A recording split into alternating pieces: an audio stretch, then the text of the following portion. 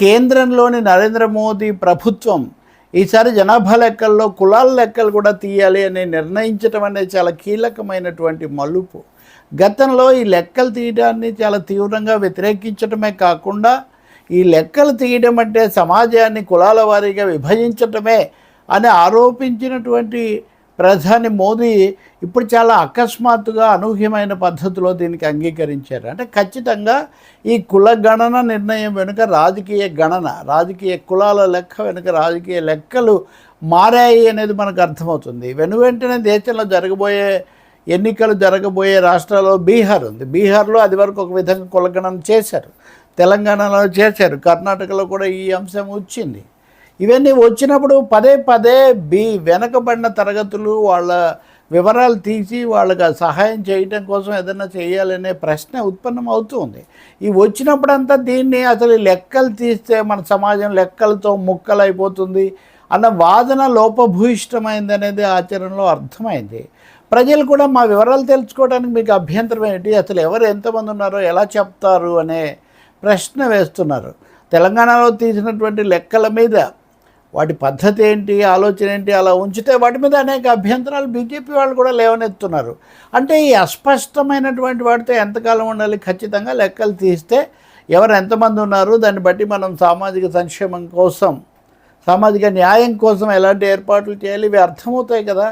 కాబట్టి బీహార్ ఎన్నికలను రేపు ఎదుర్కోవాలంటే కుల గణన చేయడం అనివార్యం అనే ఒక అంచనాకు, అభిప్రాయానికి కేంద్రం వచ్చింది. కాబట్టి ప్రధాని మోదీ, అమిత్ షా లాంటి వాళ్ళు వచ్చారు కాబట్టి ఈ నిర్ణయం తీసుకున్నారు. ఇది పూర్తిగా ప్రతిపక్షాలు, ఈ సామాజిక న్యాయం కోరే సంఘాలకు ఒక విజయం. అందరూ అడిగారు అనేక సార్లు, ప్రతిసారి తిరస్కరిస్తూ ఎదురుదాడి చేస్తూ వచ్చారు. కానీ ఎప్పుడైతే 2024 లోక్సభ ఎన్నికల్లో నరేంద్ర మోదీ సొంతంగా మెజారిటీ సాధించలేకపోయారో బీజేపీకి ఉన్నటువంటి పరిమితులు అర్థమయ్యాయి. అందుకని ఇప్పుడు ఇంకొంచెం అధీకృతమైన దేశభక్తి, అధీకృతమైన మతతత్వం, ఇంకా మరికొంత కులవారీగా కూడా భారతీయ సమాజం అందరూ మనం ఏ కులమైనా మనమంతా ఒకటే హిందూ మతం అనే భావం పెంచాలి అన్న ఆలోచన కూడా మోదీ ప్రభుత్వం చేస్తుంది. సంఘ పరివార ఆదేశాలు కూడా అవే కనిపిస్తున్నాయి. అందుకనే ఇప్పుడు ఈ నిర్ణయం అనేది తేలిగ్గా తీసుకున్న నిర్ణయం కాదు, చాలా లోతైన నిర్ణయం.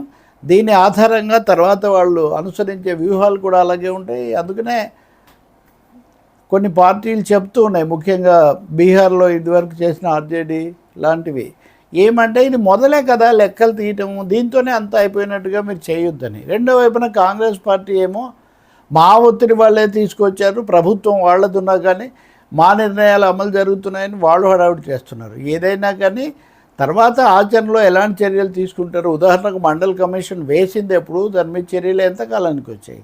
ఇప్పటికి కూడా సచార్ కమిటీకి సంబంధించిన నిర్ణయాలు ఏమీ చాలా వరకు జరగలేదు. కాబట్టి లెక్కలు తీయటం అన్నది రాజకీయ లెక్కల ప్రకారం మోదీ తీసుకున్న నిర్ణయం. అయితే అది స్వాగతించదగింది. అదే సమయంలో ఇప్పుడున్న తన సామాజిక పునాదిని, ఓటింగ్ బలాన్ని పెంచుకోవడానికి కొత్త చర్యలు తీసుకోవడం తప్పనిసరి, లేకపోతే దెబ్బతింటాము అన్న అభిప్రాయానికి కూడా బీజేపీ వచ్చిందని మనకు స్పష్టమవుతుంది.